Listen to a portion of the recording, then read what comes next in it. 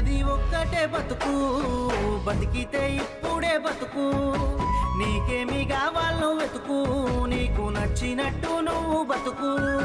నలుగురేమంటారని ఏమనుకుంటారని ఎన్నాళ్ళు వాళ్ళకై పరుగు, నీకోసమే నువ్వు బతుకు. ఉన్నది ఒక్కటే బతుకు, బతికితే ఇప్పుడే బతుకు. నీకేమి కావాలో వెతుకు, నీకు నచ్చినట్టు నువ్వు బతుకు.